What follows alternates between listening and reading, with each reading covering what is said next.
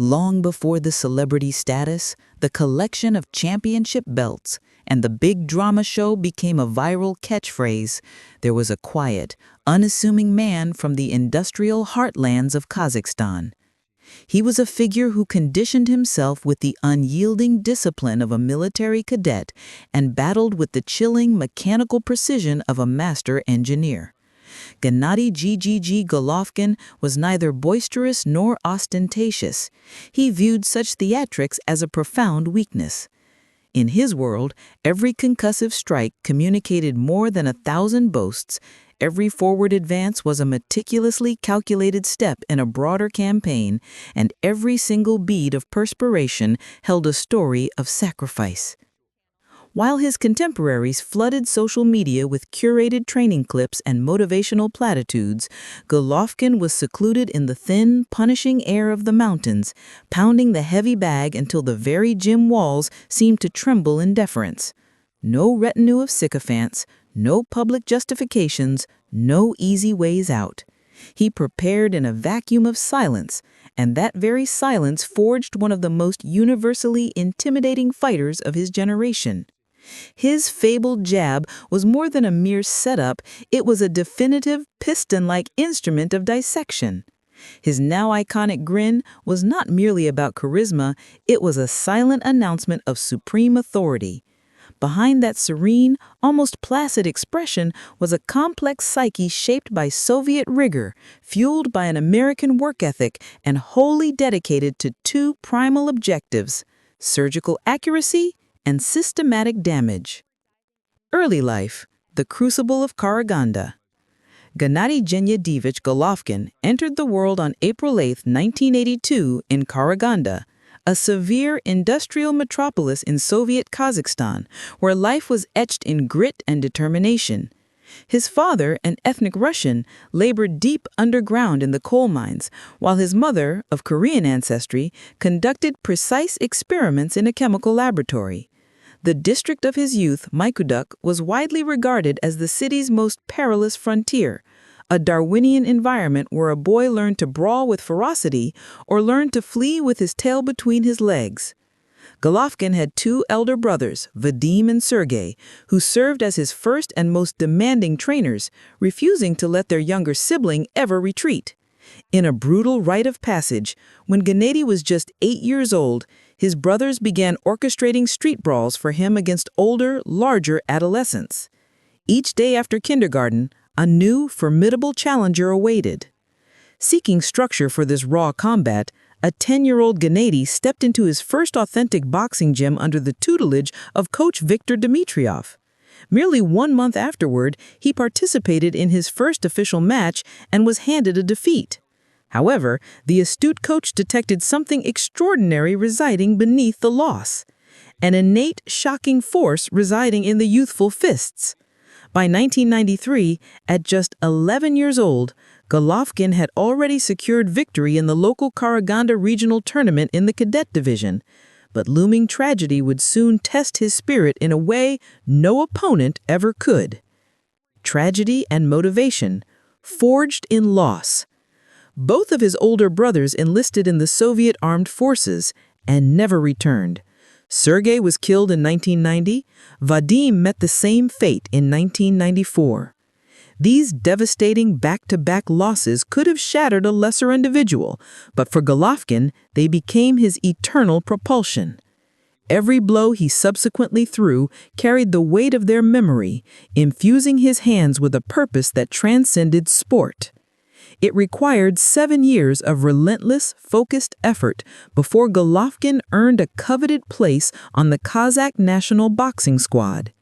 That dedication culminated in a staggering amateur record of 345 victories against a mere 5 defeats, a testament to his near invincibility.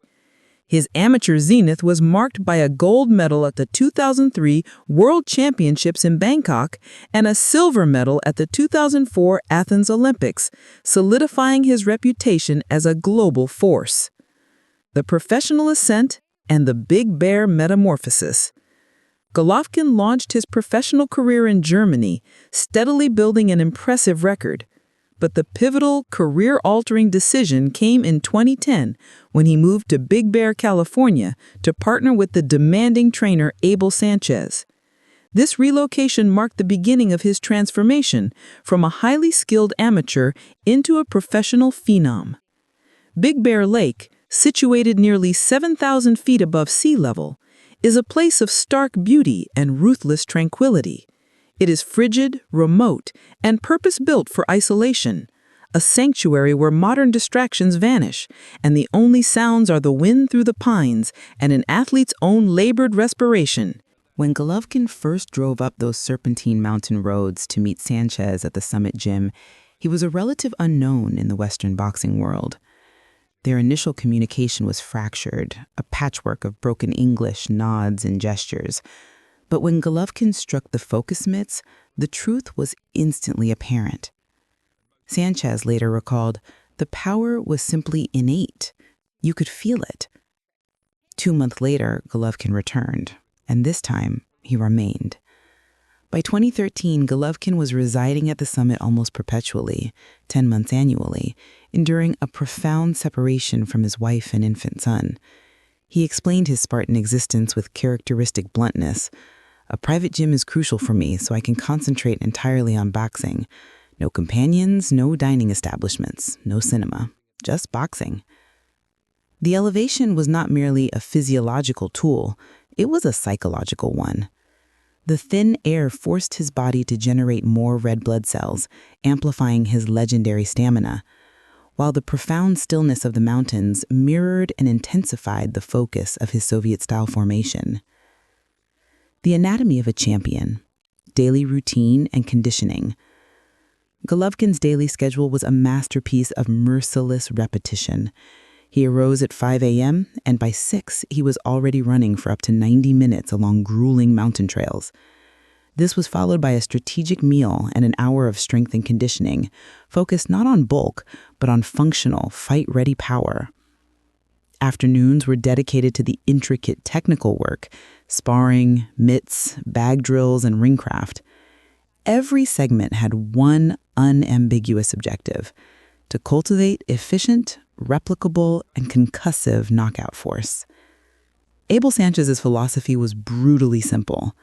We didn't train for velocity or flair. We trained for devastation. Controlled, exact devastation. This was complemented by an unparalleled work ethic. As Tom Loeffler of K2 Promotions noted, I've never known any fighter to depart for camp to remain in condition without a bout scheduled. Golovkin's reply was a window into his mindset. It's my mentality to maintain the proper condition. It's nothing extraordinary for me. Big Bear wasn't simply a training location. It was the forge where his mythos was constructed, one grueling, solitary morning at a time. His conditioning was a holistic system. Cardiovascular exercise formed the bedrock, with hill runs at altitude building an indomitable engine. His work with resistance bands and calisthenics developed rotational strength that translated directly into his signature hooks. A relentless core regimen, hundreds of sit-ups, leg raises, and weighted twists served as the powerhouse for his balance and punching torque. Even his neck training was strategic, building the resilience that contributed to him never being knocked down in his professional career. Technical prowess, the science of controlled violence. Under Sanchez, Golovkin's technical preparation was a study in efficiency. He avoided the career-shortening wear of excessive hard sparring, instead focusing on purposeful sessions. His work on the heavy bag was less about mindless pounding and more about precision and repetition, perfecting his jab into a weapon that could score points and break wills. Defensively, Golovkin was a master of economy. He employed a high guard, subtle head movement, and expert footwork to control distance, preferring to block and roll with punches rather than make flashy, energy-draining slips. This systematic pressure style, as Sanchez termed it, allowed him to stay in the pocket, absorb energy efficiently, and remain perfectly positioned to unleash his devastating counters. He was a patient hunter, deconstructing opponents round by round, dismantling their rhythm while waiting for the perfect opportunity to strike. Recovery, diet, and the unbreakable mindset. Golovkin's approach to recovery and nourishment was as straightforward and disciplined as his training. He adhered to a diet of whole foods, steak, potatoes, rice, and vegetables, the same hearty foods he was raised on, just in meticulously balanced quantities. He maintained a year-round fighting weight, avoiding the brutal weight cuts that plague many fighters. But the true cornerstone of his success was his mentality. The memory of his lost brothers provided a deep, private well of motivation. Sanchez stoked his competitive fire by keeping a whiteboard listing history's greatest fighters. Muhammad Ali at number 1, with the number 2 space left pointedly vacant. Inside the ring, Golovkin's psychological approach was characterized by an almost unnerving patience and command. He applied constant, intelligent pressure, never fighting with emotional recklessness. For him, greatness wasn't a singular event. It was a custom, performed daily in the obscurity of the gym. So what truly distinguished Gennady Golovkin's training? It was the totality of the system. The 5 a.m. runs at 7,000 feet. The discipline to train without a scheduled fight. The wisdom to protect his body from unnecessary damage, and the focus on functional strength over aesthetic muscle. It was a diet of unprocessed foods, the recuperative power of isolation, and a mindset forged in the crucible of personal tragedy. Above all, it was an unwavering belief that being a champion is not defined by the 36 minutes under the bright lights, but by the countless unseen hours of labor when no one is watching.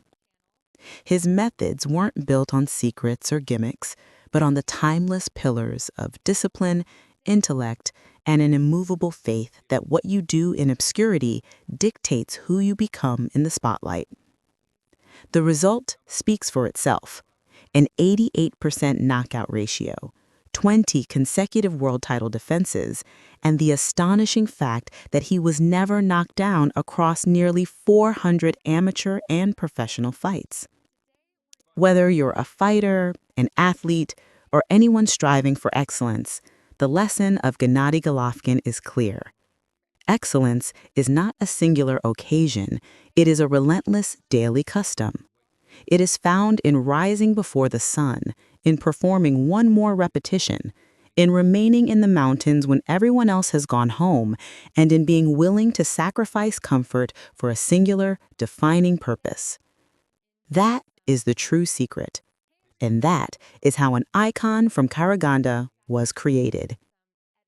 Thank you for watching Back to Boxing.